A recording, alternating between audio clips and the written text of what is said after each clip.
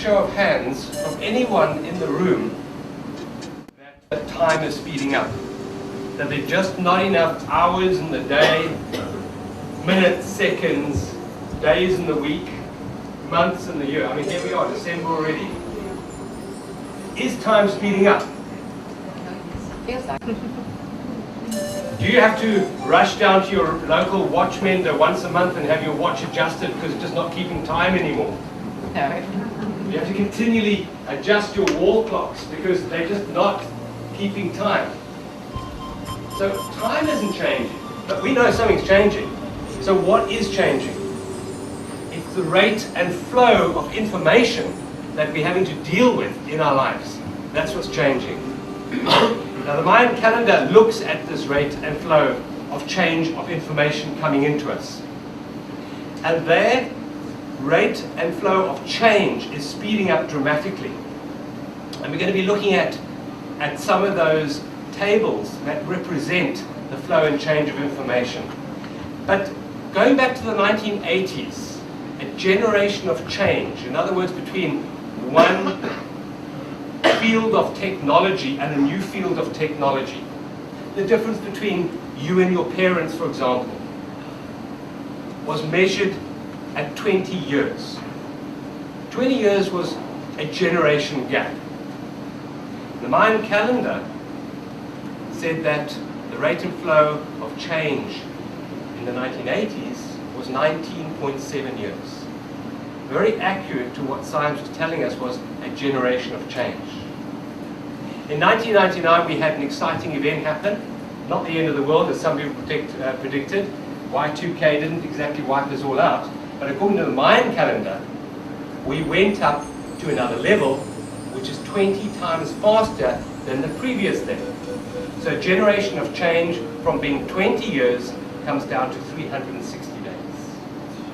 So what you used to have to deal with in your life over 20 years is now condensed into 360 days. Think back to the 1980s, for those of you who are old enough to remember the 80s, big hairdos. How many letters did you send and receive a year? Now think back to today. How many emails do you send and receive a day? Is something changing? Are we having to deal with more information now than ever before? And if you can't cope today, here's the good news. It gets even faster. In 2011, this rate of change speeds up 20-fold. Where what used to take 20 years is now taking 360 days, comes down to just 20 days. So you're going to be condensing 20 years worth of information into 20 days. And we have developed a wonderful, beautiful tool for dealing with information. It's called the brain. And the brain has a speed limit. And we're now going beyond the speed limit for the brain. And when you go beyond the speed limit of the brain, what sets in? Stress. Anyone ever experienced stress? Anyone had a stressful year? Stress is what happens when the rate and flow of information coming into your awareness cannot be dealt with. And if you can't deal with it now, what is going to happen in 2011? You have to find a different tool for dealing with this information. And today's talk is about the Mayan calendar and the transformation of consciousness. So the talk is really divided into two. One is we're looking at the calendar, and we're looking at what the Mayans told us about this particular period in our evolution and in our history. And the second part is looking at the transformation of consciousness. The transformation of consciousness is my passion. The Mayan calendar is a tool. But where it's pointing us towards is a whole different level of being. One which we as an entire globe are going to be going through. No one's immune to this change. Some people may be a little bit behind the rest in their awareness that something's going on. But this change is taking place at a global level at a universal level. In fact, the rocks and the plants and the sea and the mountains are all part of this change, all part of this rate of evolution for the entire creation, not just mankind, but for the entire creation throughout all the galaxies, all the universes. So this is quite a big event. It's not just you. Okay, so don't take it personally. You're not the only one who can't cope. You're not the only one that's finding a little bit of stress in your external circumstances. When we resist change, we always experience uncomfortableness in us. It shouldn't be like this. It should be different. If only they had done, if only I had done something different. Hands up if that resonates. And what the transformation of consciousness is about is letting go of that resistance to the rate and flow of change. And hopefully today we might find a few tools that will help us deal in a more peaceful and a more centered way with what is taking place in our lives.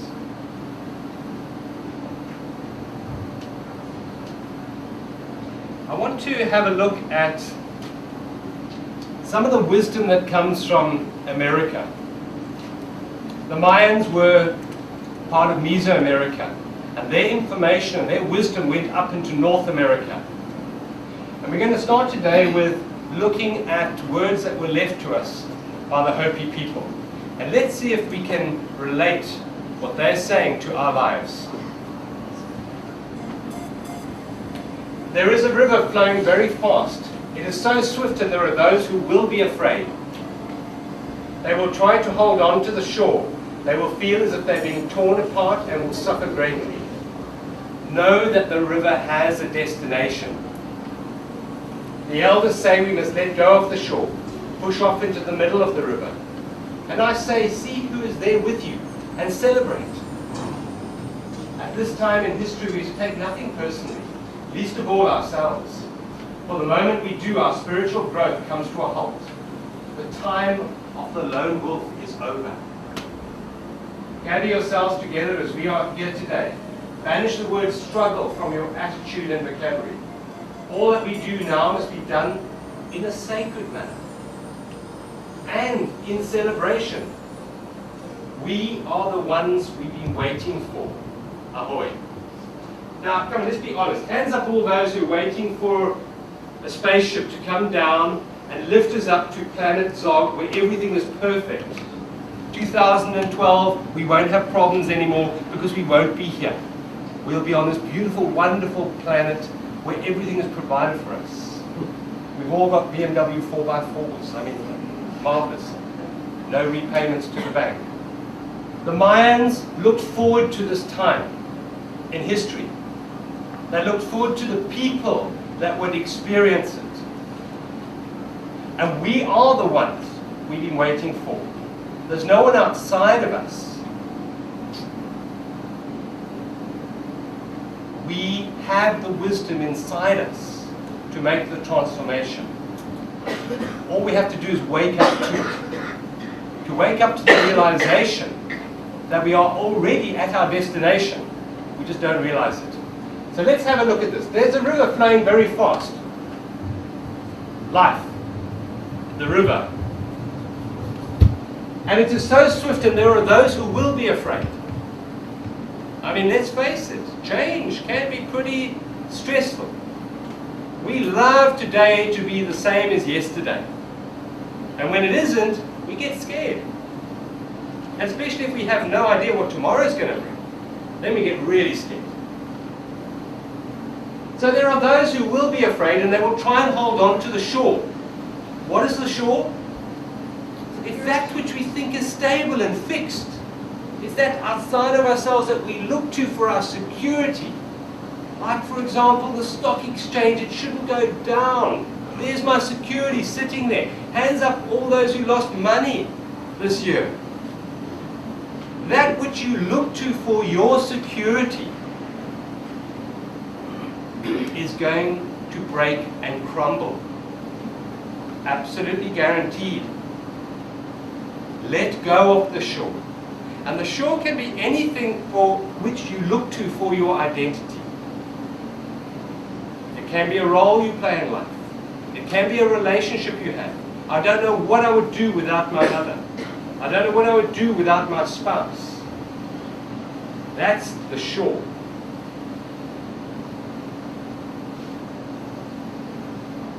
And they will feel that they've been torn apart as the stock exchange crashes, as your relationships cease to provide you with that sense of security that you need. You're going to feel as if you're being torn apart. And you will suffer greatly.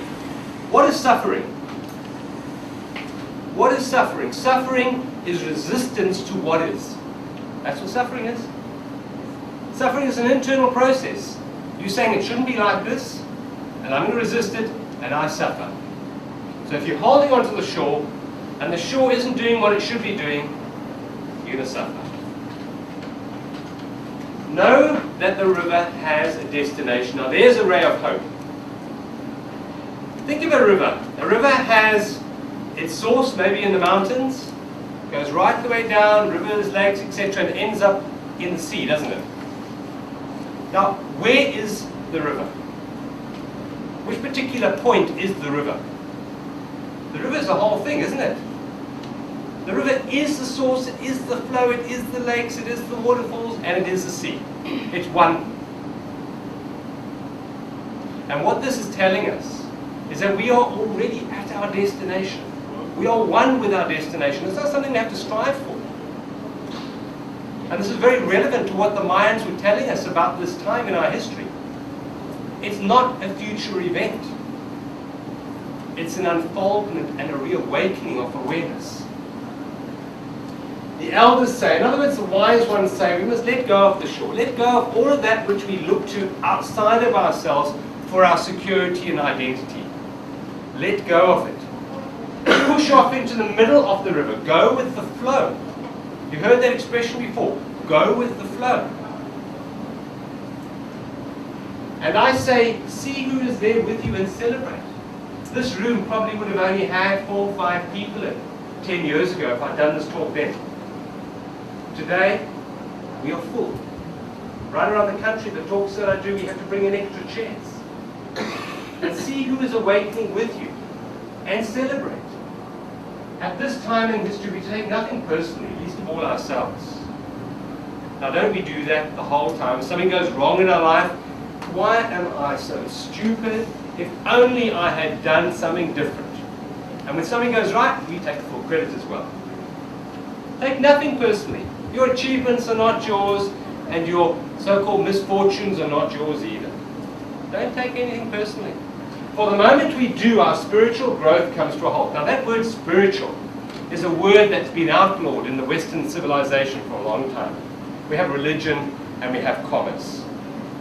But spirituality is something we don't really look at. And what the Hopis are saying is that it is our spiritual growth that is real. Not our bank account growth. Or our material possessions growth. What is important at this time of our history is what's happening inside us. And what happens inside us doesn't gel. The growth doesn't gel when we take things personally. We have 2 parts of us. The part that we navigate the world with is called our ego, isn't it? As I say, when we're born, we get given a basket, and that basket is our name. And into that basket we put all the things that we acquire in life. That's my little plastic train. That's my little dolly. If you take it away from me, what happens? I scream and I shout, because part of me has been removed. I'm less than. Give me back my dolly, give me back my toy train, or give me back my shares. And into this basket we put all the things that we think we are. We put our education, we put our relationships, we put all the roles that we play in life. And it's great, there's nothing wrong with having this basket full of goodies. There's nothing wrong. You can have a huge basket full of lots of lovely goodies. The problem comes in when you identify who you are with what's in the basket. So, I am the managing director, or I am the mother, or I am the father, or I am the spiritual leader. I am the enlightened one. You're none of those. And the problem is when you identify yourself with that basket, I am my name, I'm my race, I'm my culture, I'm my education. The moment you see yourself as that basket, you become the basket case. And what this time is about is letting go of identification with the basket. You can still have the basket, but it's not who you are. The time of the lone wolf is over. The time of seeing yourself as an individual, as separate from the whole, is over. Gather yourselves together as we are here today. Banish the word struggle. Let go of resistance. Accept what is in this moment. All that we do now must be done in a sacred manner. Sacred manner. That word has been so outlawed. Start giving awareness to what your life is, how your life is now. Not focusing so much on your doing, but how you are doing, and not what you're doing. And in celebration, bring joy into what you're doing. So you're sitting in the room, so the room is a little bit hot, so it's crowded, so the chairs are hard. Feel joy in yourself. Enjoy it. Joy isn't something that anything can bring you. Joy is something that you allow into your awareness. It flows into your awareness by choice. Bring joy in and a celebration, for we are the ones you've been waiting for. Does that relate to where we are today, you think? The mental structure organizing human thought and ideas changes according to an exact time schedule. And that comes from Dr. Carl Kalleman. He wrote a book, he's written a few books, and this particular book's called The Mayan Calendar and the Transformation of Consciousness. And if you're interested in the subject, I would highly recommend it. He's a Swedish biologist, and he studied plants and cells. And then he had a hobby studying the Mayan calendar. And he found, hang on a moment, the Mayans look at time in 13 different sections, and in fact, life progresses in these same jumps. And he realized that the Mayan calendar wasn't so much a calendar registering time, but it in fact was a meter regulating the flow of all of creation. Now we look at calendars for one thing only, don't we? What do we look at calendars for? Well, to know that today is Saturday, the 6th of December, and we've got to be at John's talk. That's all we need it for. So we look to a calendar only to provide us with a particular point in time and of what's happening in that point in time. But in fact, the Mayans had a different consciousness to what we have today. They had a different center of awareness to what we have today. In the very center of our awareness, we have what? What is our calendar based on? The Gregorian calendar. The Gregorian calendar looks at the revolution of Earth on its axis, doesn't it? And its revolution around, its orbit around the sun. That's what our calendar looks at. And that is looking at physical objects and what they're doing. And do you know that a calendar is the very center of your awareness?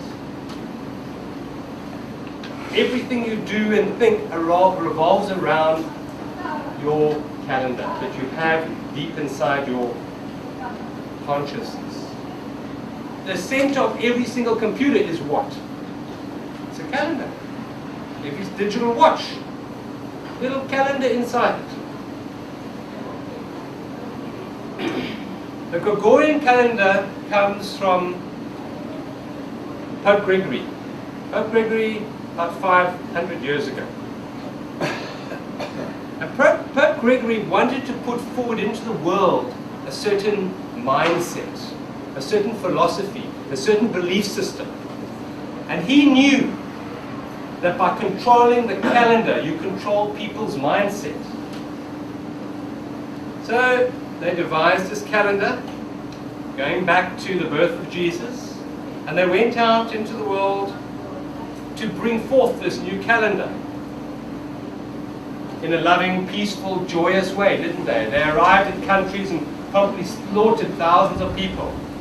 They arrived and said, well, today is Wednesday, and the locals said, no, it isn't, it's Bhagavad Gita Day. And they said, no, it's a Wednesday. The locals said, no, it's not.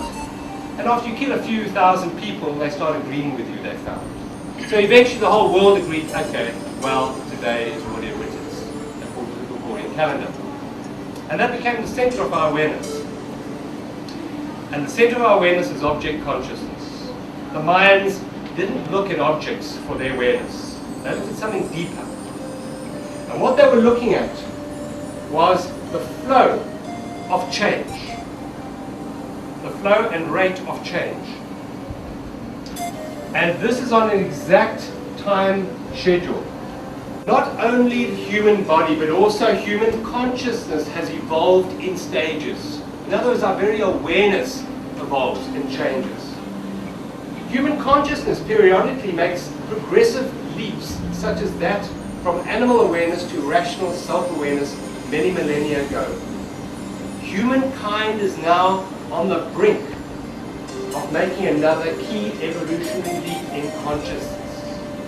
And the next cycle of human evolution will be from rational self-conscious to spiritual superconsciousness. On the order of that experience are the great sages and religious figures and mystics of the past 2,500 years.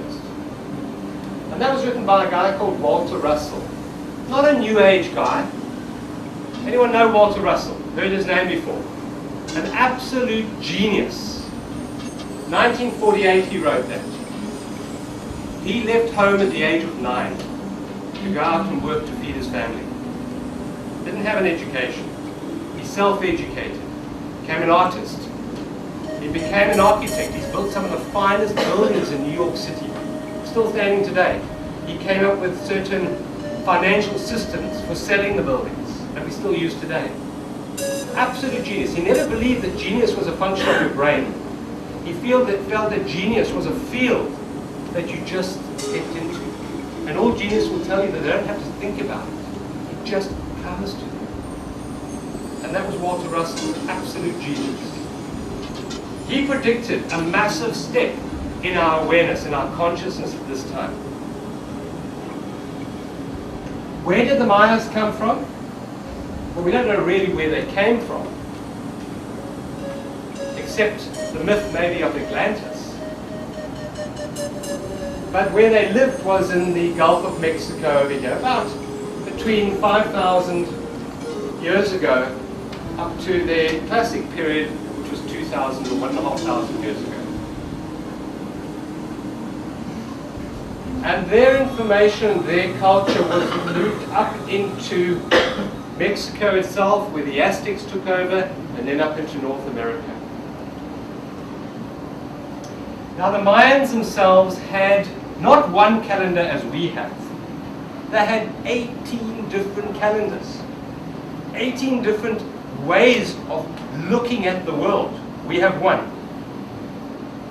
Now I remember at school doing geography, 5-6 years ago, whenever it was. I had a geography teacher that really taught me so much about our science, and I felt privileged to be alive at this time, at this pinnacle of scientific understanding. And what he taught was that in the old days, when they didn't have access to the scientific information that we have today, they thought the year was 260 days. And in fact, many ancient cultures had a 260-day calendar. And he said, shame, poor them. And then they evolved and they came up with a 360-day calendar. They were getting brighter. And then modern man discovered that the sun goes around, the earth goes around the sun every 365 and a quarter days, and eventually we came up with today's calendar. And aren't we bright, and aren't we clever, and aren't we privileged? Well, maybe not. The Mayans had 3 different calendars that we're going to focus on today. They had a Zolkin calendar of 260 days. No, they weren't that bright. That 260-day calendar was called the Count of Days and was very central to their civilization. And then they had a calendar called the Two, which was a 360-day calendar. And my geography teacher would say, they got it wrong. But they also had the Half, which was a 365 and a quarter day calendar. Maybe they had it right. And let's look at the relative importance of these calendars. The Zolkin calendar, most central to their awareness, because they believed that was the central purpose for your life. And that imparted a particular energy into this world, which regulated what you were here for. So the day on which you were born, they believed the soul chose.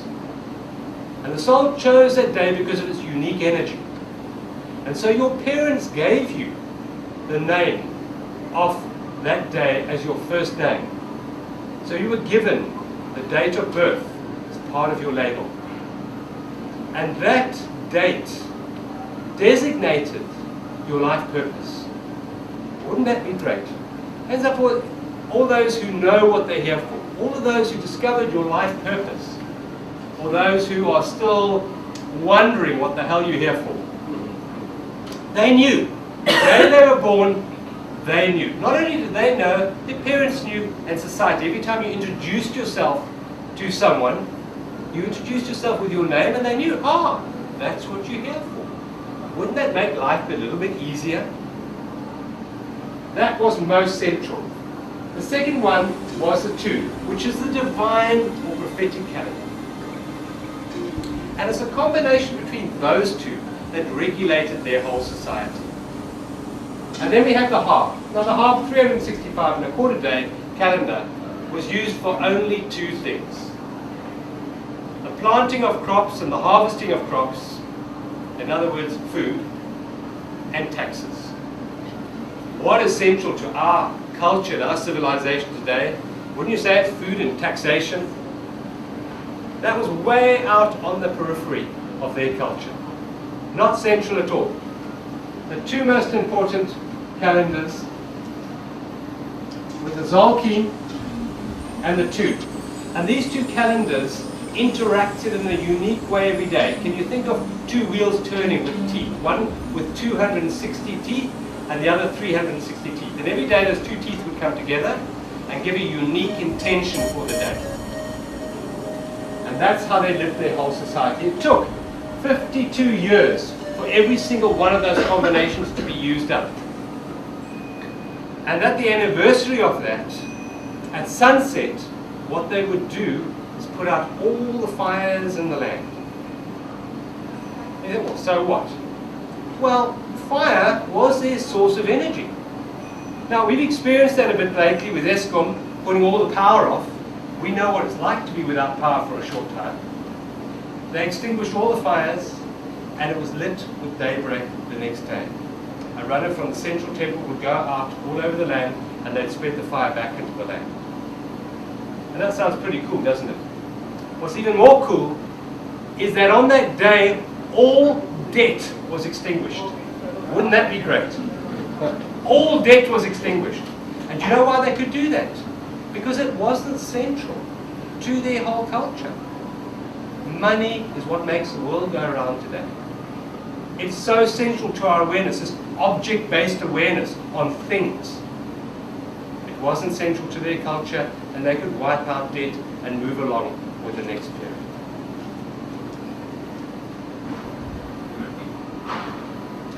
Now, the Mayan calendar itself looks at time over a huge period, 16.4 billion years. Our Gregorian calendar goes back 2,000 years, really. Their calendar, 16.4 billion years. And it's only recently that our scientists have discovered that that's probably the age of the universe. They used to think it was 10 billion years, and then they went up to 20 billion years, and now it's somewhere about 15, 16 billion years, they reckon. A vast period of time. And this calendar goes back even further than that. This period that it's looking at goes from 16.4 billion years right way up to today. However, this calendar was discovered on a particular stone in Cuba. And on that stone, they found that the dates go back thousands of billions of years before this date. Thousands of billions of years before this time. So they were aware of other cycles of existence prior to our particular Big Bang experience.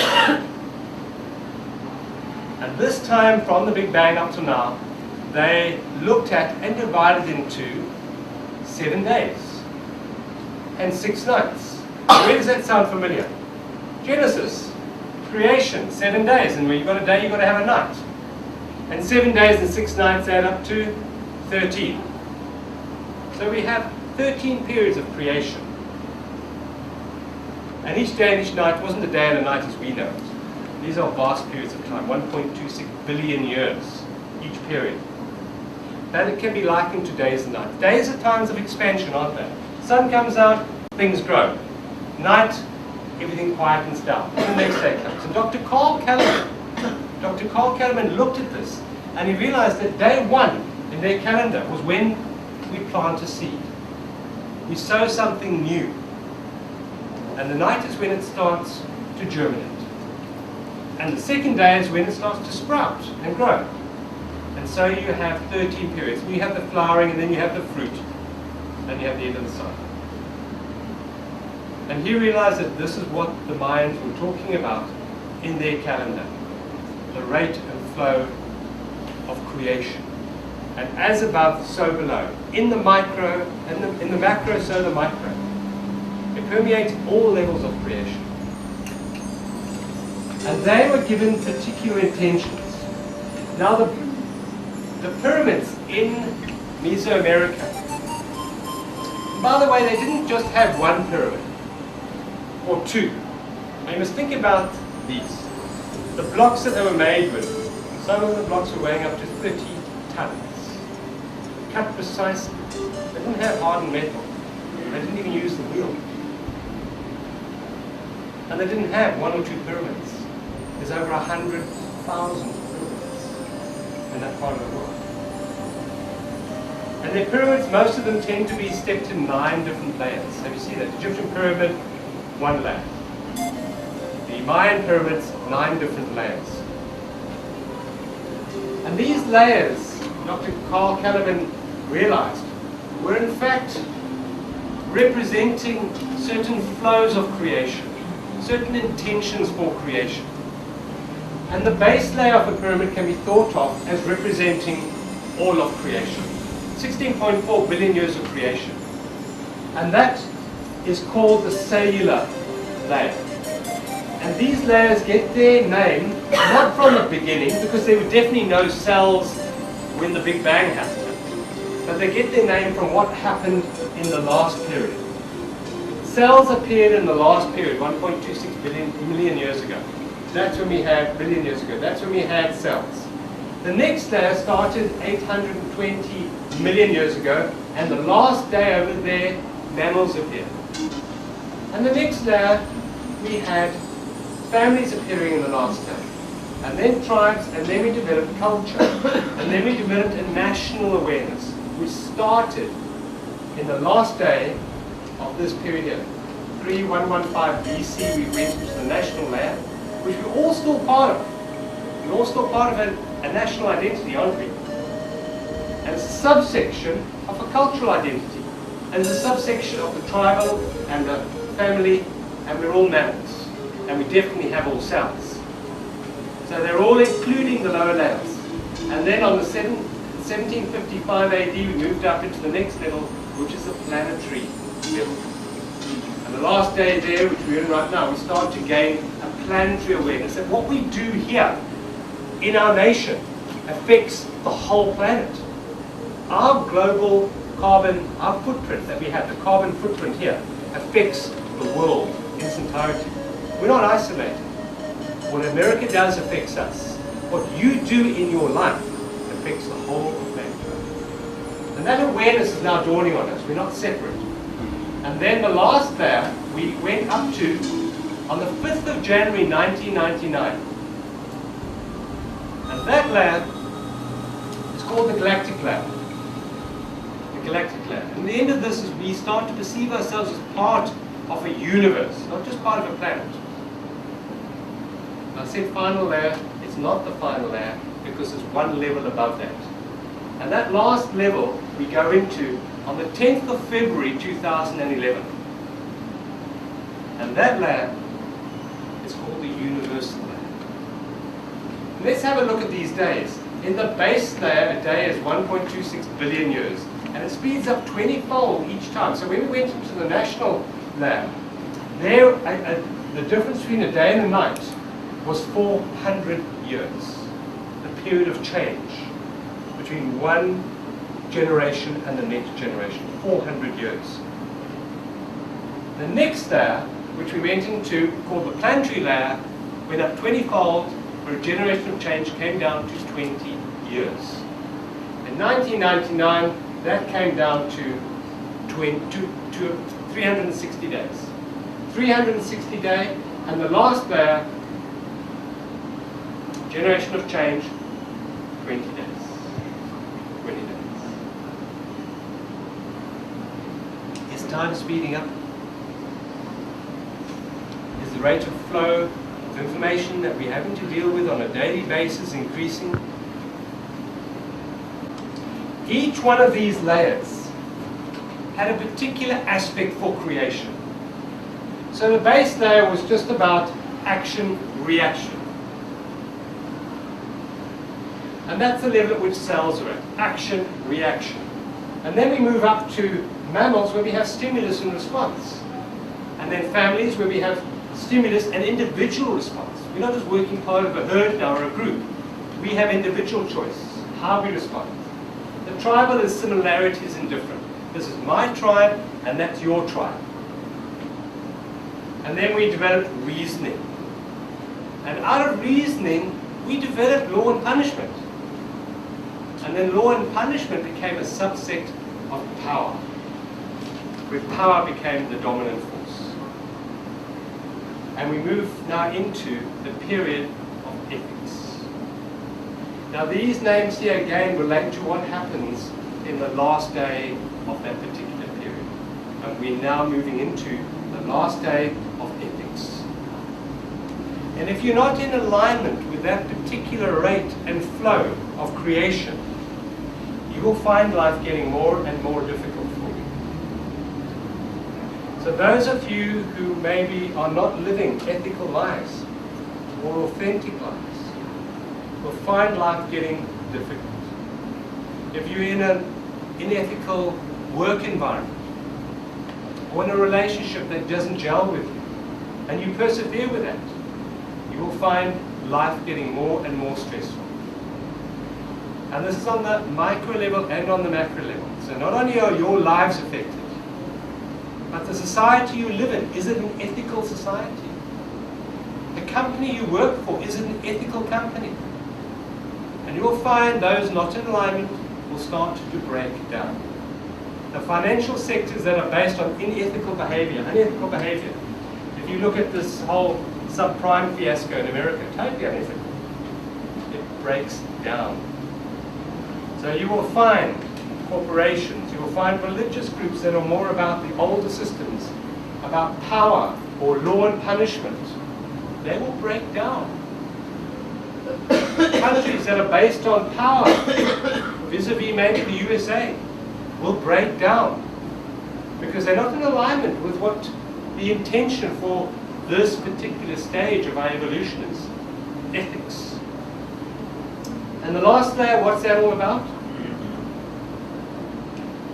Have any of you seen the movie The Secret? Hands up. Anyone seen the movie The Secret? If you haven't seen it, I urge you to see it. What is the secret about? It's about creation, isn't it? It's about how what you think about and what you feel about, you create in your life. And that movie came out a few years ago and it's been a tremendous hit. Because people are starting to wake up and take responsibility for their lives. In other words, it's no longer just up to the government to give me a better life, or the church to bring me my salvation, or my parents. It's about me. It's about what I do, what I think, what I feel. Starting to take full responsibility. And the last layer in the Mayan calendar is called conscious co-creation. Now the Secret DVD, when I watched it for the first time, which was up at the lobby here, I watched it and it echoed what I had been teaching for a long time. But when the movie finished, I just wanted to scream no. And a big guy in front of me stood up and he started clapping. He looked around and everyone else stood up and they started clapping. And I sat there thinking, no, this is not the whole story. And the problem is that truth out of context is a lie.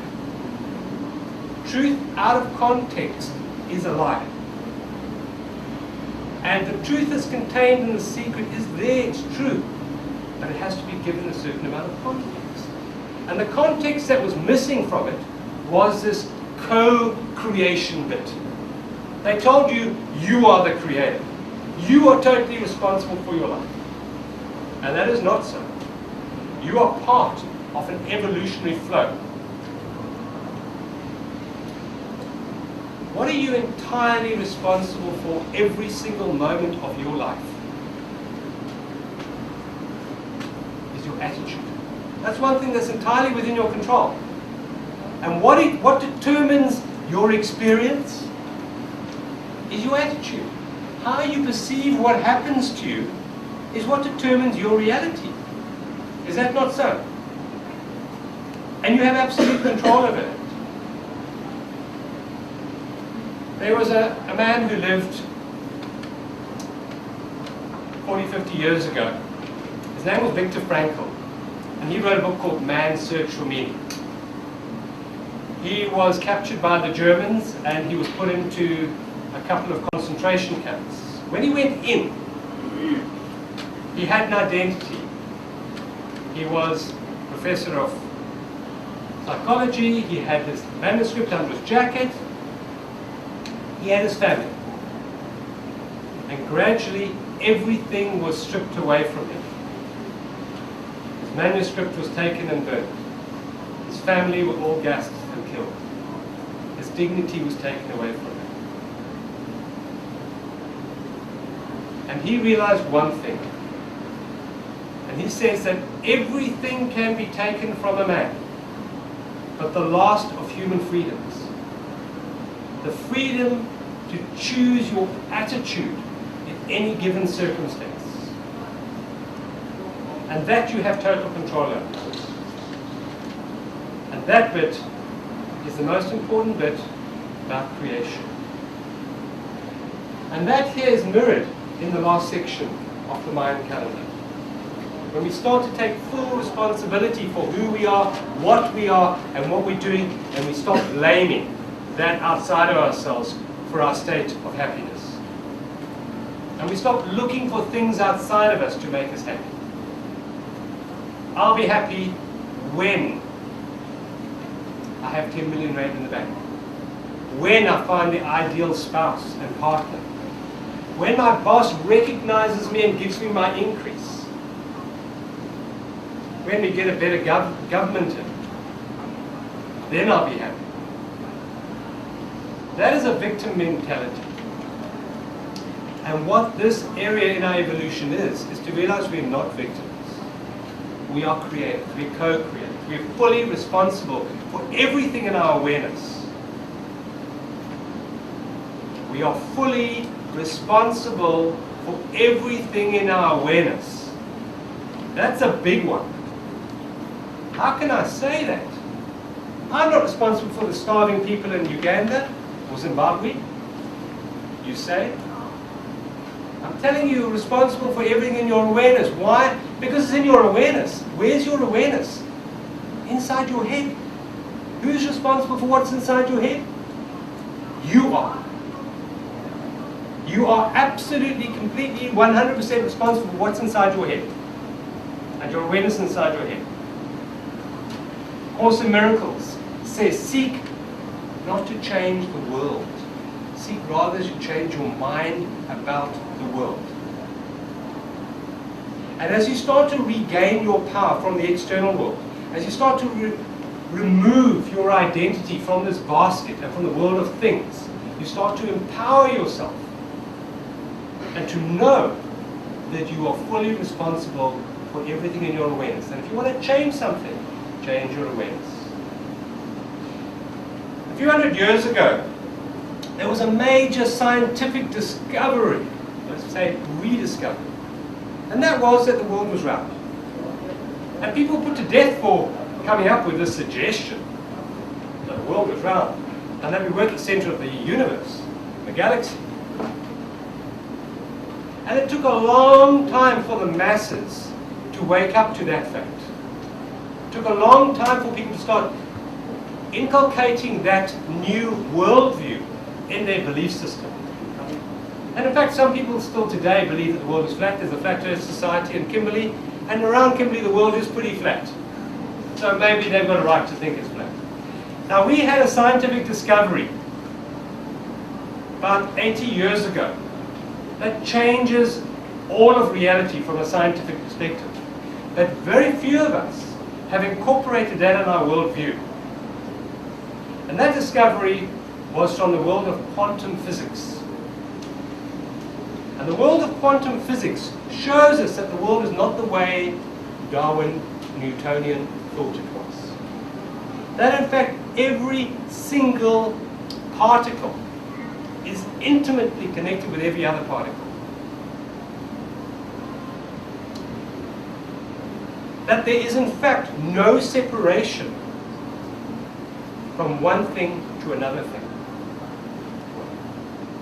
And that what you think, in other words, the observer, directly affects that which it observes. Now that is a 360-degree turn scientifically, and we haven't brought that into our general awareness yet. Seek not to change the world, seek rather to change your mind about the world. Then you empower yourself, and then miracles start unfolding in the world. What the secret taught us was that through the power of intention, you can create things. Am I right? So, intention plus action equals results. This period here, conscious co-creation, is a very different level. Conscious co-creation is when you align yourself with this flow of energy, which is called divine flow of intent. And when you become inspired, inspiration flows. And out of inspiration, miracles unfold. Now, miracles don't result from your doing, do they? They just happen. God's sitting up there, says, oh, I like Mary, we'll give her a new car. And a miracle, wham, she wins the lotto. Not how it works. Miracles happen when you align yourself with the creative intent of all of divine flow for this realm. And that is what the Mayans were telling us about this period that we're in right now. Each day and each night had a particular intention in the Mayan philosophy. And each day and each night had a particular intention. And if you were in alignment with that intention, you were in alignment with all of creation, and life worked for you. Life worked for you. Has anyone had the experience this last year of 2008 being a particularly difficult year for you? Anyone? Hands up. Anyone felt that 2008 has been a year of challenge? In my personal life, I've experienced quite a lot of challenges this year. And I find that generally speaking, it's been a year of challenge. 2008, according to the Mayan calendar, is what's called the fifth night. And the fifth night, in their mythology, is the time of biggest challenge. It's the time when old patterns come back from the past and bite you in the bum. Does anyone relate to that? Things you think you've moved past and beyond and conquered come back at you and you say, have I learned nothing? Anyone resonate with that? 2008 is a reimposition of an old mindset. When the old comes back again, it's ruled over by the God of darkness. But there is a gift in there. And what is the gift of this last year? According to the Mayans, the gift of the fifth night is always wisdom. So the challenges come at you, you deal with them in a new way, and out of that comes wisdom. The fifth night is about application of knowledge to create wisdom. Application of knowledge to create wisdom. Einstein said, you can't solve the problem from the level of thinking that which created it. You have to go above that level of thinking. So if this year you received a rebound of another problem that you thought you dealt with a long time ago, repeat, cycle, and if you try to solve it the same way you did last time, you will experience pain, you experience suffering. But if you dealt with it with a new mindset, if you applied new knowledge and new understanding to it, you would transcend the problem and solve the problem. That's the gift of 2008. We perceive ourselves as separate. Quantum physics shows us there is no distance between molecules. We have a perception, a unique perception that's individualized in your body. At the level of the egoic mind, you see yourself as totally separate, completely, utterly separate. And at that level of existence, you can see yourself as a lone wolf. And as you start to go into who you really are, outside of the basket of identity that you have, start to find yourself as pure energy. Ultimately, you're not physical. You are physical, but the physical is pure energy. If you go inside your body, it's 99% nothing. So you get down to the quantum level where all that exists is energy. And energy is all connected. So there's nothing separating you from anything else. And when you go back to what the mystics and the wise ones have told us, there is only one. Manifesting as us, as different, or having different perspectives on reality. A hand has different fingers on. That finger is different to that finger, but it feeds back into one body. And we're fingers on the hand of creation. And ultimately, there's only one awareness. There's only one awareness, and we are responsible for that awareness. And that's a deep, deep debate, that. And if you want to know more about that, then please come on my workshop for a day. The one awareness is still your responsibility. I'm not responsible for your or any of my family members' decisions and what they do. You're not responsible for their decisions at all. You're responsible for everything inside your awareness. That's what you are responsible for. And if it's in your awareness, it's yours. It's no one else's, it's yours. You can have two people walk through this center. One person will become aware of this stand and this range of goods, and someone else will become aware of another range of goods. Same reality, and our awareness perceives it differently. And if it's in your awareness, it's your responsibility because it is your awareness. I think almost all South Africans are aware of the situation in Zimbabwe. Yeah. I don't think that we're responsible for what's going on there. You're aware of you are responsible for your awareness, and I'm not going to spend time on this, but you're aware you're responsible for your awareness, absolutely and completely. And if you change your mind about it, your awareness shifts. It's your perception that that is wrong, and that is right, and that is light, and that is dark, and that is up, and that is down, that creates this world, that creates the world of duality. It's from your level of limited perspective that you see the world the way it is. Because the world isn't the way you see it. And I use an example of this, of altering your perception. Maybe you can get this. You're sitting here in Cape Town, and you're on Fisher Beach, and it's early morning, and the sun rises. And it's a beautiful sunrise. It rises above the Hottentots Mountains. It looks beautiful. The sky is pink, and the seagulls are flying, and what a marvelous sunrise. And you take out your camera, and you photograph it. And you call your friends, and you all witness it. And it's real. And 12 hours later, you're now at Clifton, and there goes the sun down.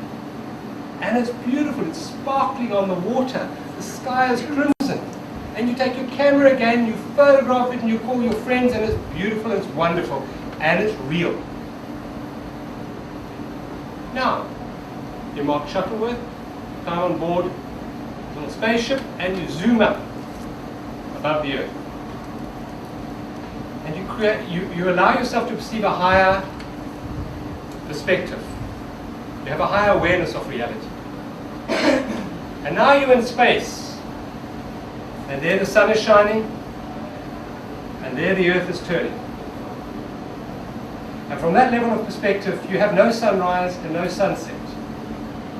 It doesn't deny that at a lower level, there is a sunrise and there's a sunset.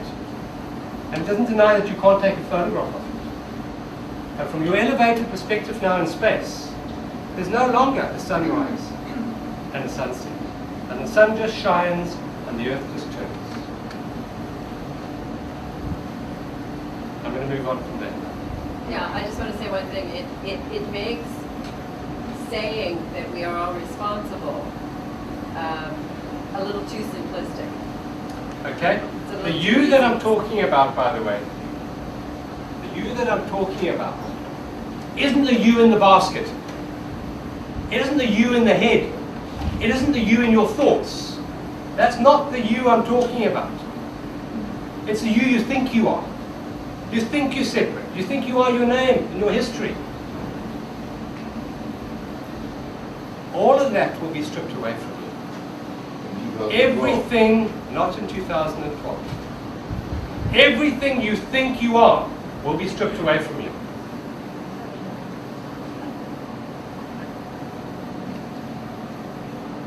When?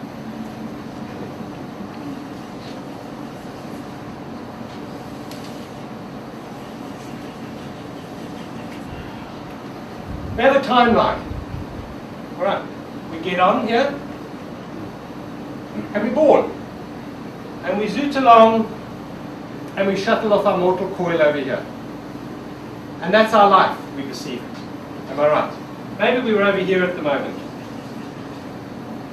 And as we go along, so we perceive certain things, we acquire objects, history, relationships, qualifications, roles.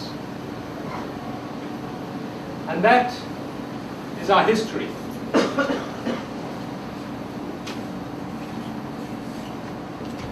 Am I right? We're given a name over there and a basket, and we put a lot of things into the basket.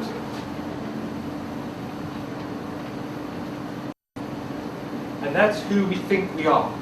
That's our identity. If I had to ask you to come and stand up front here and just introduce yourself, what would you do? Well, you'd probably name the basket and then tell me all the things that you put into your basket. Wouldn't you? Where does that exist? Where is that? Where's your history? I'll show you where it is. I'm not drawing this exactly, but it's something like this. Okay, don't quote me on that. Okay, it's a neurological net. Where's a neurological net? In the brain. 1.4 kilograms of grey jelly on your shoulders. And inside that you have a neurological net. which is a map of this. It's not an accurate representation, it's a vague map. I have a sister born 19 months ahead of me. And she and her, I would say, had identical childhoods. Identical. She had an unhappy childhood. I had a happy childhood. My neurological net is different to hers. Same reality. If you have a car accident and you have 5 witnesses, 2 years later comes to court, and you call all 5 witnesses there, you'll have 5 different versions. And everyone will say, no, but I'm right. I remember it. I can see what happened in my head. And 5 people have different realities. And you know why? Because every time you pass an electrical current through a neurological net, you change the net. So you think of your memory as a DVD. You know, you buy a DVD or hire one, and every time you watch it, it's the same thing, isn't it? You can watch, I've seen The Secret 22 times. It's the same movie every time I watch it. And we think that's how our memory works. Not at all. Do you know the memories you've changed most? Are the memories you've accessed the most. Every time you go into memory, you change a memory. Your history is not real.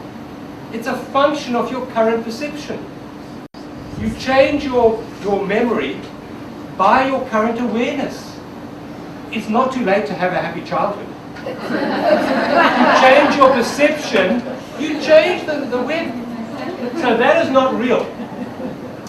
When will you be happy? Well, obviously 2012. When the aliens come down and lift us up to this wonderful planet that's waiting for us, or we have this being come down on a white cloud in radiant light, and suddenly we're all enlightened and we're all happy. But our happiness definitely lies out here, doesn't it? It's definitely ahead of us somewhere. We know we're going to be happy someday. When we have 10 million in the bank, when we meet the ideal partner, when our boss gives us a recognition and raises our salary. We know our happiness is over here somewhere. And this is our identity, and this is our salvation. Our salvation's ahead of us somewhere. Am I right? It's got to be out there somewhere. And it's out in our future. Our future. Where is the future? Well, some people said 1999. That's got to be when it all happens. The world collapses, the aliens come down, rapture, enlightenment, or whatever. We went past that. I mean, the clock ticked over, meant nothing. I believed I'd be happy when I was 30, because by then I believed that I'd be a director of a company, and I believed I'd have financial security and a family, and it'll all be fine. And that was it. My life would reach this plateau, and that's where happiness exists. I reached the age of 30, I was a director of a publicly listed company. My life was hell. It was stressful.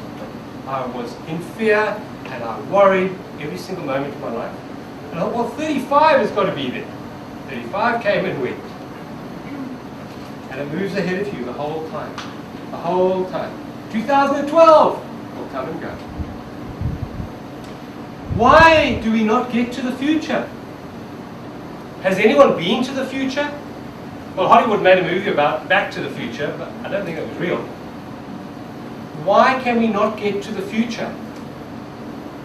Because when we get to the future, it's the now. It's the present moment. It's always been the present moment. Think back to when you were 5 years old running around.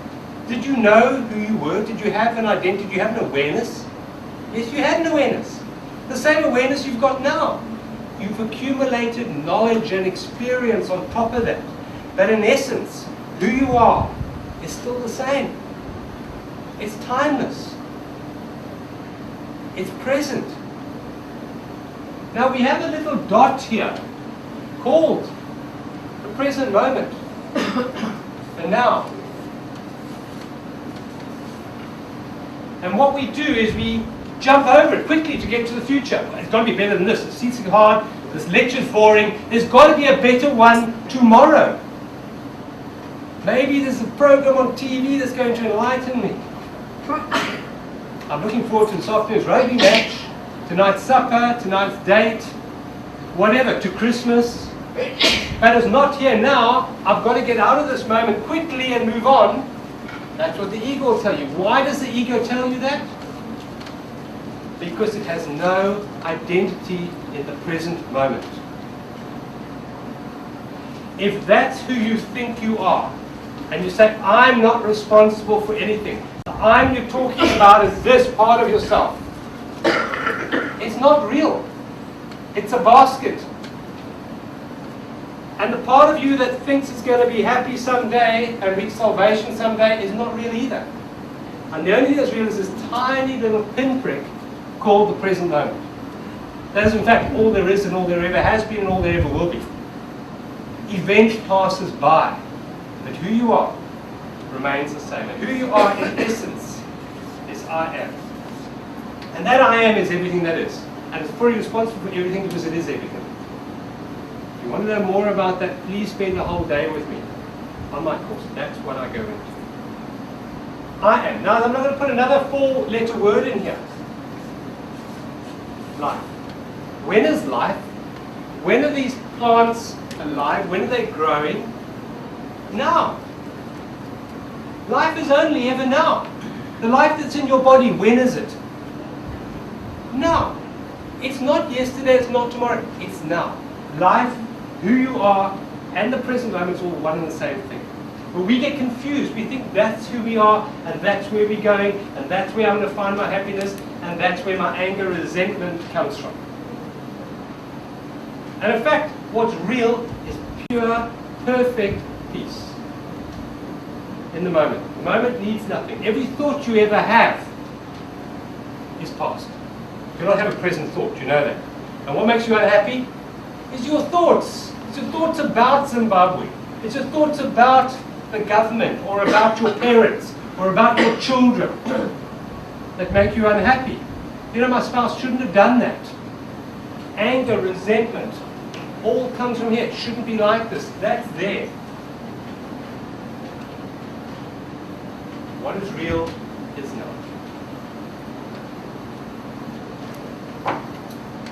Who you really are is not who you think you are. Because every thought you think is history. Nothing real can be threatened, and nothing unreal exists.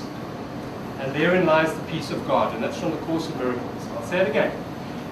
Nothing real can be threatened, and nothing unreal exists. And therein lies the peace of God. Who you are can never be threatened. The I amness that's in you cannot be threatened. Your body can be threatened, your identity. I teach public speaking. And the thing that people fear most is public speaking. Do you know why? Because your ego can be threatened here. What happens if I mess up? My ego gets destroyed. Your ego isn't real. Anything that's threatened, just know it's not real. What is real is eternal. Life cannot be threatened. I am cannot be threatened in the present moment. That is real. I just want to go back to the 5th night quickly. The 5th day is the time of biggest expansion of awareness. The 5th day in our current evolution was 2007. A lot of new information came to you during that year. The Secret did incredibly well that year. And then 2008 came, and nothing worked. And then we went into night 5. In the previous cycle, the layer below where we are now, where a generation of change was 20 years. Remember I spoke about that? The 5th night in that period was 1932 to 1952. What happened in those years? Great Depression, Second World War. At every layer, the energy gets moderated. It gets easier. We haven't just had a Great Depression and a Second World War this last year. It's been pretty rough, but not that bad. And the 5th nights of times gone by, we had, for example, the 5th day, a few hundred years ago, a few thousand years ago, we had the period when man discovered fire. In the tribal section, man discovered fire. The 5th night was when we had the Ice Age. And he had to apply the wisdom or the knowledge of fire in order to survive. And that time there were quite a few species running around that didn't apply the knowledge of fire. And what happened to them? Well, they went out and killed another mammoth and put on the mammoth coat, because that's where you always did it, and they probably froze to death. But the ones that had fire survived. So what you have acquired recently in your awareness is what's going to get you through. And that's what the fifth night has been about.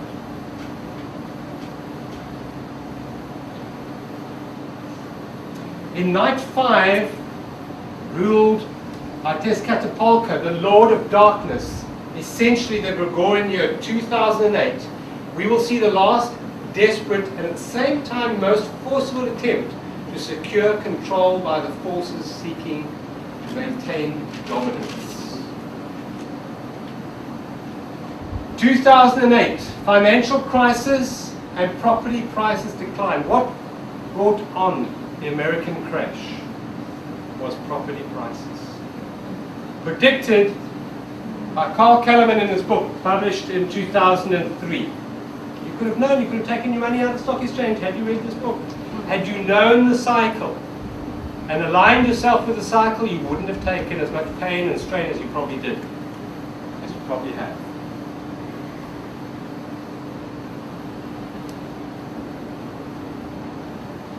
This year, just think about this year. This 360-day cycle, by the way, started on the 19th of November last year. 19th of November last year, I was trying to get to White River to do a talk.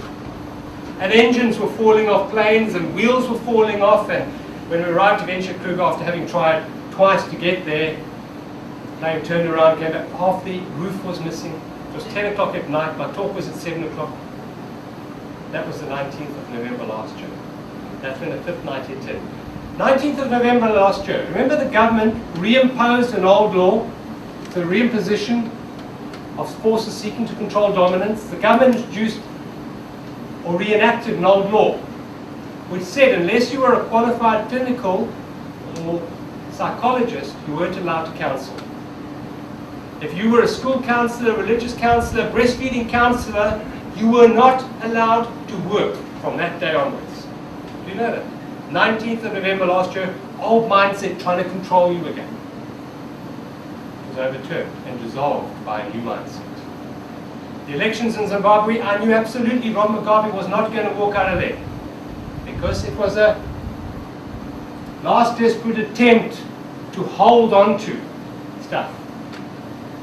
I don't want to offend anyone's political views, but Jacob Zuma is that energy. It's part of that dominance energy, the old mindset. Control. But now we have moved out of the fifth night. Good news. 13th of November we moved into the sixth day. The nights are ruled by the gods in the Mayan mythology, and the days are ruled by the goddesses. The light comes back and the feminine energy expands. It's ruled by the goddess of rebirth. The fifth night can be thought of as when the bud forms on the plant. And when you look at a bud on the outside, it's pretty brown and uninteresting, isn't it? Nothing much is happening. But where's the work taking place? It's on the inside. So this last year you might say, but why can I not get it right? Why is my external world not working? It's not meant to work. You're not meant to expand according to the Mayan calendar. It's a time of inner growth. And now that bud starts to slowly open, and all the work you've done on the inside starts to now flower. So quickly, ask me, are we now going to make lots of money now? We're talking about a transformation. We're not talking about going back into the material world being our sense of security. Stock markets may improve. Your financial situation may improve. Your external doing may be more productive. But that is not what it's about. It's about what is happening on the inside of you. It's not about feeding the ego. It's not about creating a bigger basket for yourself. It's about a dissolving of the basket. The Mayans predicted two things for this time. One, they predicted the end of time. And the second one they predicted was the coming down of the mask. What is the mask? The mask is the persona. The mask is the identity that we put up to the world and hide behind. We hide the I amness behind this basket of doing, this basket of getting, this identity. And the Mayan said it's going to crumble. And time, what about the ending of time? Well, if time ends, well, we end, don't we? What is time? Time is a function of the linear processing of information in the left hemisphere of the brain. Time is a function of your thoughts and your thinking and your awareness in the left hemisphere of the brain. That's what time is. And it's a function of the brain that we have so developed to navigate this realm of creation. Our whole lives have been based in time, hasn't it? 3D, 4D awareness. What are the four dimensions I speak of? Well, you've got width, you've got length, you've got height, and you've got time. 4 dimensions. And the tool that navigates 4 dimensions? The brain. In 1999, I started a new business called Mind Enhancement Systems. I'd learned about the secret. It wasn't called the secret, but it was about how what you think about and what you feel about comes about. And I started changing my life with those concepts. And I wanted to teach those concepts. And so I developed a company called Mind Enhancement Systems, all about helping us with our mind. And I developed a range of mind sync programs that help regulate brain rhythms. And I've learned a lot about the brain. And I thought we'd spend the next hour or so looking at the various structures inside the brain. Okay, maybe we won't. But let me tell you what I have learned, and this is scientifically and anatomically correct. I've learned a bit about the male brain.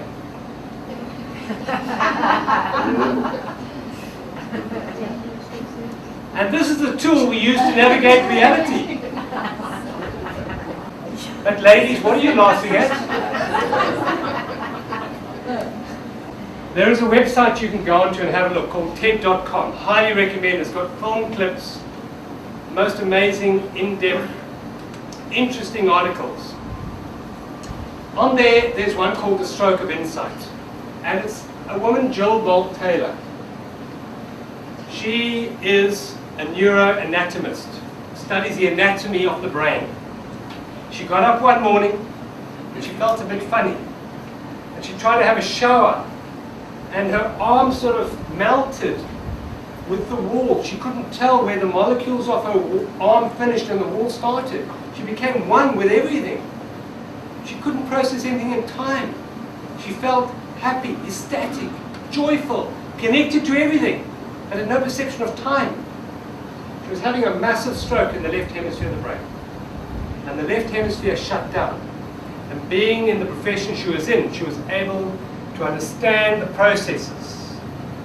It took her 8 years to recover, and now she talks on what it's like to live without the analytical, time-based processor. And it's very much like what the mystics and sages have spoken about. It's that awareness. Now, this isn't something you have to go and get. You have it within you already. You are at your destination already, but you're using a tool that can't perceive it. The linear left brain cannot perceive multi-dimensionality because it's a 4-dimensional tool. A 4-dimensional tool can only perceive within its own parameters. Let's just say I have a 2-dimensional universe. Let's say this piece of paper was ultra thin. Ultra thin. In fact, it had no thickness whatsoever. It only had length and breadth. It would be then a 2-dimensional universe, wouldn't it? Now I want to teach them. I'm an avatar, and I come to them and I say, I'm going to explain to you about a three-dimensional reality. And I bring a three-dimensional object with me, and I show it to them. What do they perceive it as? A point. As it intersects their plane of awareness, that's how they perceive it. They would perceive it as a point or a circle. No matter how much I explained to them, they couldn't perceive it because it's got height. It's got a dimension outside their awareness. The transformation of consciousness that we're going through is an evolution of consciousness up to a fifth state of awareness, outside the rational left brain mind. Has anyone ever had the telephone ring, the landline ring, and you know absolutely who's on the other side, and you pick it up and say, "Hi, Bill, I knew it was you." Or if you weren't so brave, it's, "Hi, Bill, I knew it was you." Anyone had that experience? Hands up. Anyone ever had that experience? Where does that come from? Did that come from your left, logical, time-based brain? Not at all. The left brain takes information, processes it, and tries to predict an outcome. It didn't come from there. But you've experienced it, so where did it come from? Your intuition. You just knew, didn't you? You didn't have to think about it. In fact, you didn't think about it. In fact, if you thought about it, you'd talk yourself out of it. Do you know what I mean? Intuition. Now that became a pretty negative thing to have. A few hundred years ago, it wasn't a very healthy thing to have. In fact, between 3 and 5 million people were murdered for having intuition during the Crusades. We have the answer. You come through us, don't go through your own awareness. Don't go through your intuition. That was the mindset at that particular time. Because if we've got something that you need, we can make money out of it. If you've got it, we can't make money from it. So it was a separation from your true awareness. What is fifth dimensionality? Where did you know? How do you know that that phone was ringing? Who did you know? How did you know what was on the other side? Who was on the other side? How did you know that? If you elevate your awareness off and out of four-dimensional reality to a fifth dimension, this fifth dimension has access instantly to every single point on that linear timeline. And in fact, encompasses all of reality.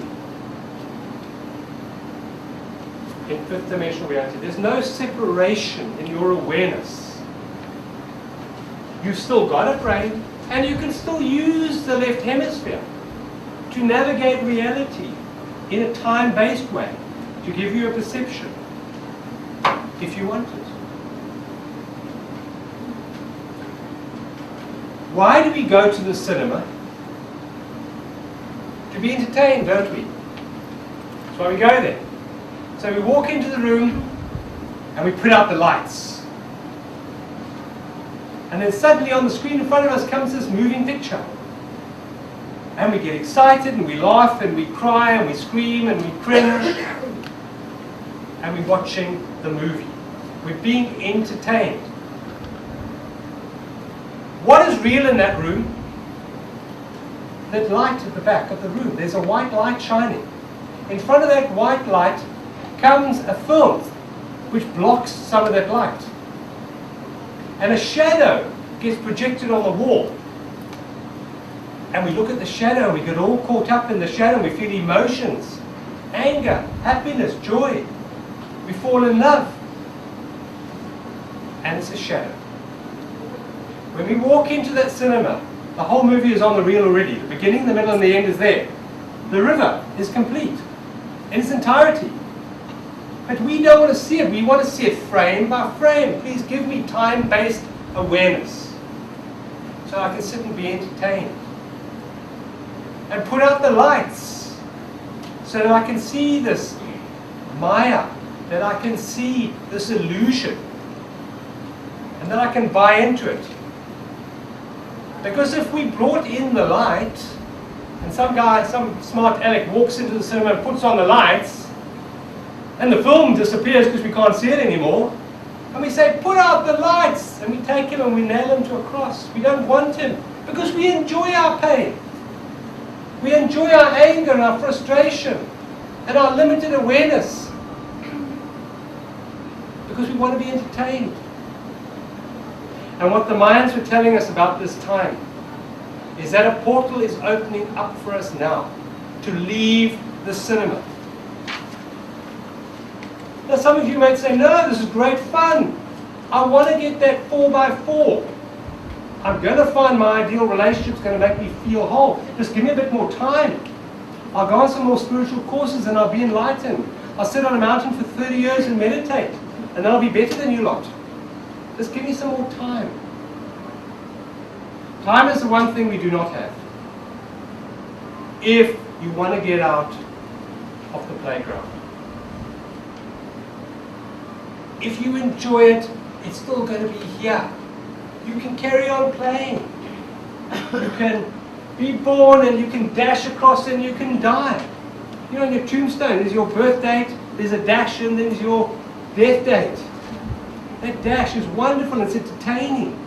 And if that's what you want for yourselves, you can have it. But there's an opportunity now to create a different level of awareness for yourself. To step out of the Maya. Have any of you seen the movie The Matrix? Excellent movie. It points us towards a new reality. You can be part of the Matrix, or you can step out of the Matrix. But this is a choice you've got to make. Because where you invest your awareness is up to you. And whatever you invest your awareness in will expand in your awareness. Wherever you place your consciousness expands. Always. Your reality is individually yours. Because you have put your focus on a particular area. A few years ago, my daughter was at UCT. She was an art student and she was doing welding and making this monstrosity out of second-hand parts from a scrap dealer. And she needed a bucket. So I went out and I bought her a bucket to carry all the stuff in. It was an old Nissan 1400 white bucket. And the day I gave it to her, everyone in Cape Town rolled up their garage doors and drove out their Nissan white 1400 bucket. Because from that day onwards, they were everywhere. Nissan 1400 white buckies were on every road, every corner, there was it. What changed? My perception changed. I suddenly became aware of Nissan white 1400 buckies. And that increased in my awareness. And whatever you focus on, if you focus on crime, if you focus on corruption, if you focus on AIDS, if you focus on rape, that will expand in your awareness. If you focus on what you really, really want, that will expand in your awareness also. But it is a choice, an individual choice we have to make. That we're going through this period in our evolution is not part of our choice. If you're on the river and the river comes to a waterfall, it's not your choice to go over the waterfall. You're going over that waterfall. How you go over the waterfall is your choice. You can go over it screaming and shouting and say it shouldn't be like this, if only I'd taken that other branch in the river, if only they had done something different. Why is it like this? Why am I being punished? And you can go through with pain and suffering, or you can go through with joy and gratitude and grace. Giving thanks for every single moment. That is your choice.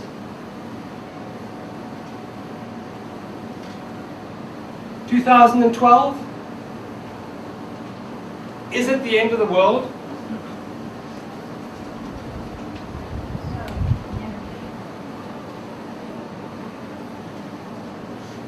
Well, some of us are waiting for 2012.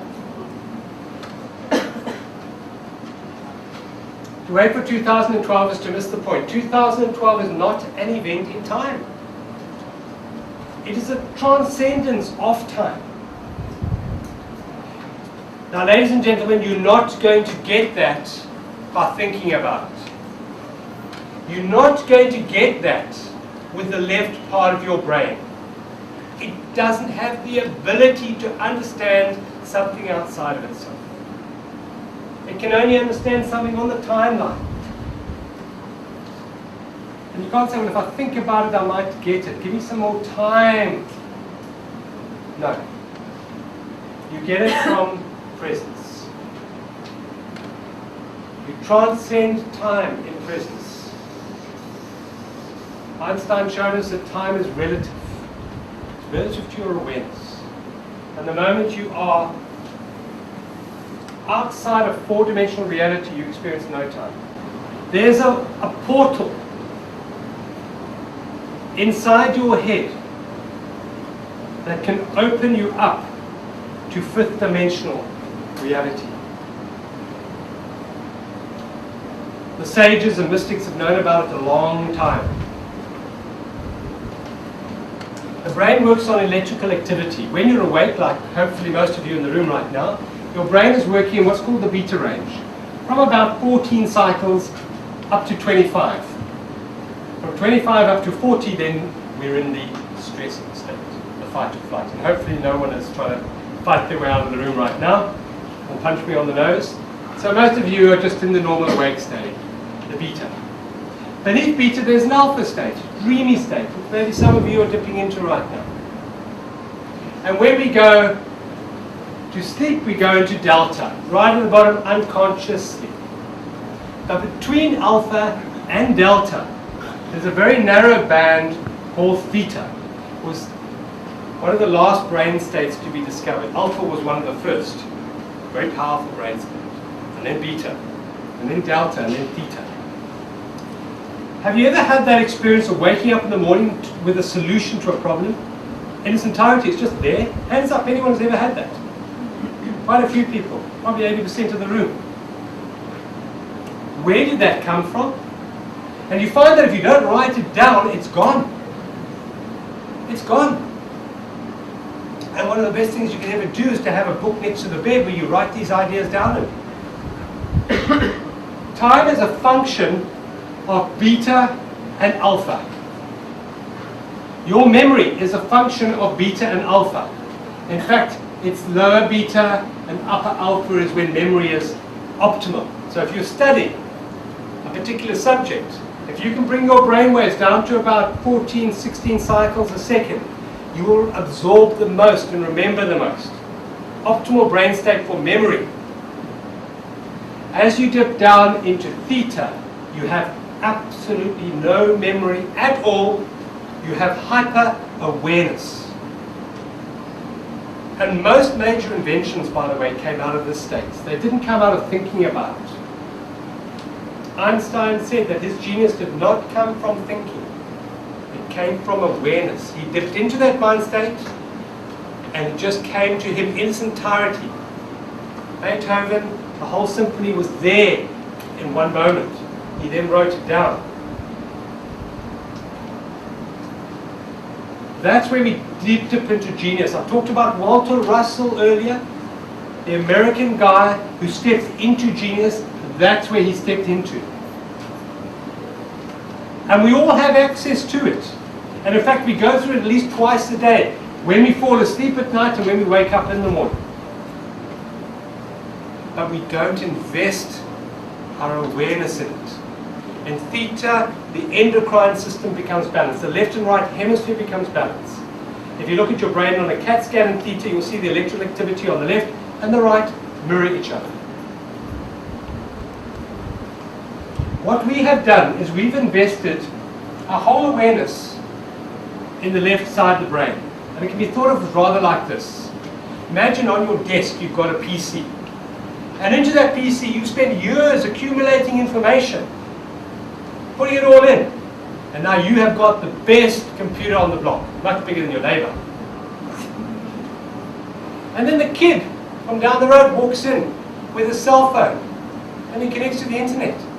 And he's got infinitely more information coming through his phone than you have on your PC. And he didn't spend any time downloading it or learning about it. He just accesses it. That's what I'm talking about here. When you have access to all that is without having to experience it in a linear way. That is the transformation of consciousness. And you can access by going to Theta. How do you access Theta? By deeply relaxing and not falling asleep. They've done tests on yogis in India, where they connected them up to an EEG machine. They find that in fact they spend virtually the whole day in Theta. They walk around, they talk, but they're in Theta. We're only in Theta when we're basically asleep. Theta is a beautiful state. You can't experience pain or discomfort or anger or any of the negative emotions. On Ripley's Believe It or Not, they had this yogi sitting there, and they took the steel pin and they shoved it through his face from his cheek, inside, out of the other. And he sat there meditating. He didn't blink. And then they took another steel pin and they shoved it through his shoulder. And then another one through his arm. He just sat there. And then they pulled them out one by one. And there was a red mark on his cheek for a moment and disappeared. Now if you did that to me, I would scream, I would shout, I would bleed, and I'd be scarred for life. Because I would resist that. I'd probably punch the guy who's doing it to me. But I would resist. And I'd have the scar to show you. And I'd talk about it for the rest of my life. The difference is in Theta, you resist nothing. You're in the now. The now has no resistance to it. It just accepts. The cells say, there's a steel pin coming through, make way guys. There's a steel pin leading, close up guys. Finished. Doesn't exist anymore. Move on. No, but you don't know my childhood. I had a bad childhood. I've got to hang on to that. It's my identity. I've got a right to that scar. I earned it. The choice is yours. But we've been given an opportunity here, according to the Mayans, to make a leap in evolutionary awareness. We're moving from left brain dominance to right brain awareness. Technology is not going to save us. Our computers, our tools, our machines are not enough. And if you've seen the movie Zeitgeist, there's a new movie called Zeitgeist Addendum. And in those movies they point at the three areas of control: politics, money and religion. And how we manipulate and control by them. And in the new addendum part, they say we have the solution. And the solution, they say, is technology. That's going to save us. Technology is not going to save us. No thing outside of yourself is going to save you. John, can I just ask you, save us from what? From the pain and the suffering and the turmoil that we currently experience in our awareness, which is going to increase as the external world gets less and less stable for us. We have to rely on our intuition, our true being. And that comes from Joseph Campbell, brilliant man, one of the finest people from the last century, mythologist. He studied mythology and what mythology tells us. With our left brain, we look at mythology and we think it's real, it's telling us a real story. And so we discount it. No, myths are there to point us towards the truth, that's all. Myths do not tell us the truth. They point us towards the truth. And this man was great at uncovering that for us. Fear and intuition for the future. How do you know when it's your intuition and when it's fear? How do you know when it's your logical mind telling you? If there is any fear or doubt, it's not your intuition. Intuition is just knowing. There's no emotion attached to it. There's no exhilaration, excitement, and definitely no fear. There's just neutral knowing. It's only certainty, and you know without having to think about it. We're on the threshold of awakening. Messianic consciousness is not something that comes in the future. It's our intrinsic birthright. It's available to all of us here and now. Here and now. Although obscured over the millennia by clouds of ignorance, its light continues to shine in the divine sparks at the core of our being. And that comes from Rabbi David Cooper from the book God is a Bird. I want you all to point yourself now. Point yourself. Point yourself. Point yourself. Point yourself. How many in the room are pointing to their head? How many of you are pointing to your bum?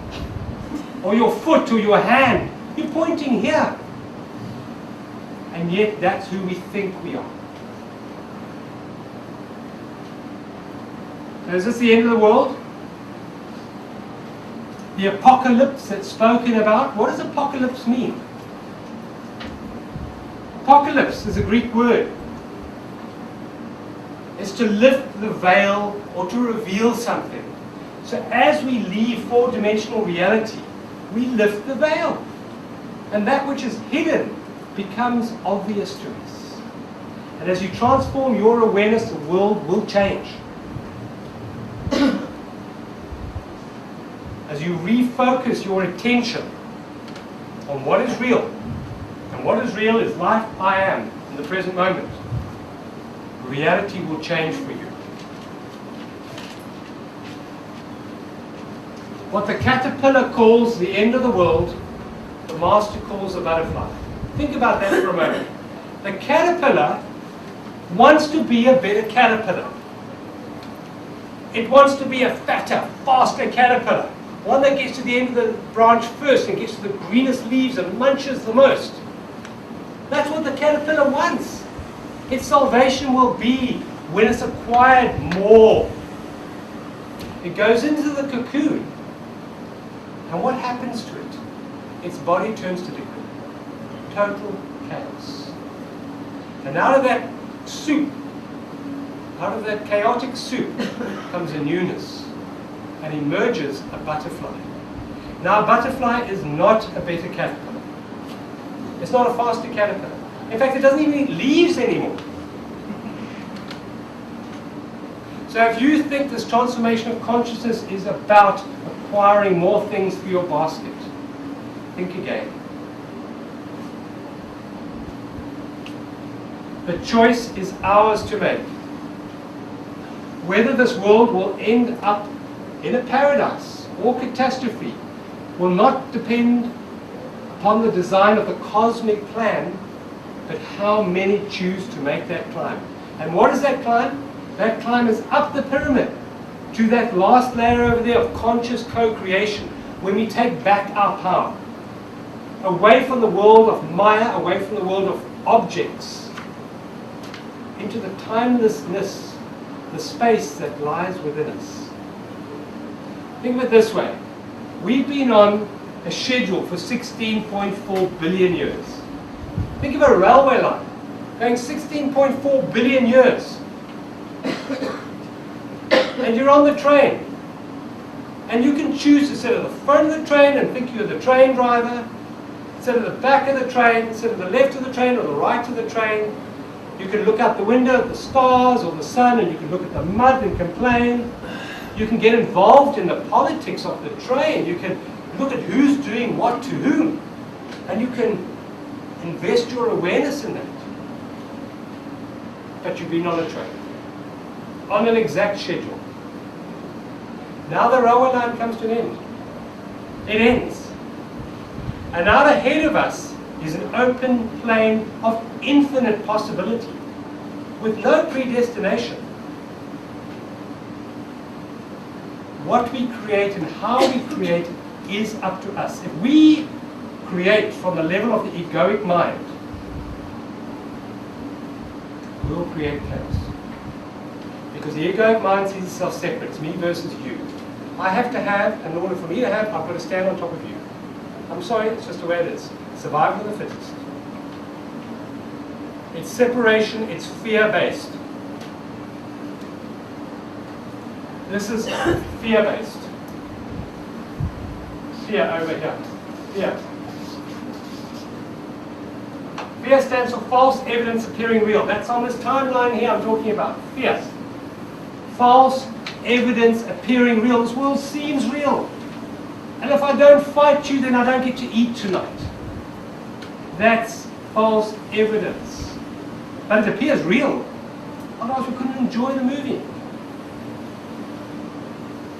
Letting go of fear and stepping into reality is what this transformation is about. The books that I'd recommend you get, if you want more information on this, one of the best books in the world today is A New Earth by Eckhart Tolle. The previous one, Power of Now, changed my life. 8 years ago I came across it. Someone said, John, you've got to read this book. I said, what's it about? They said, it's about being present. I said, I know about that. I teach it in my workshops. She said, no, I want you to read this book. So she gave me her copy. I read the first chapter. I went out and bought a book. It became my Bible. I devoured it. And then his new book came out about a year or so ago. And then Oprah got hold of it in March. And it became the best-selling book in the world this year. Best-selling book in South Africa this year. And what is it about? Just about being present. It's about getting into this silly little space here that the ego thinks has no relevance. And in there, you find depth. Now, Eckhart Tolle says there's two ways to live your life. One is if you're a cheap fiction novel, where you start reading it and you have to turn the page because you want to know what's going to happen. And you want to know what's going to happen. At the end of the page is a hook to lead you up to the next page. And you quickly turn that page as fast as you can because you want to know what's going to happen. And you get to the end of the book and you find out what's happened, and that's nice, put it down, you'll never open that book again. Because it has no more importance for you. The second way to live your life is as a classic. You can open up a Shakespearean novel or a Shakespearean play and read a page and find depth on that page that you never saw before. I don't care how many times you've read that page before. You can open that book, A New Earth, on any page and reread that page. And you can spend a week, a month, a year on that one page. And you start to experience the depth of your life.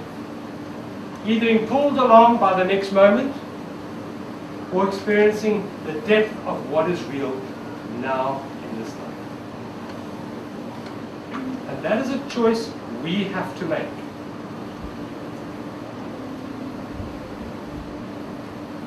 There's a training course that I give on fifth dimensional awareness. There are leaflets at the back if you want them. It's called Life Sync.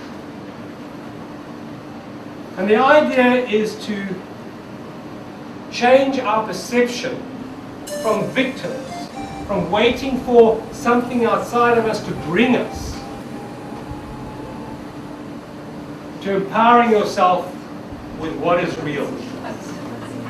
And you become a co-creator of your life. Thank you very much, David.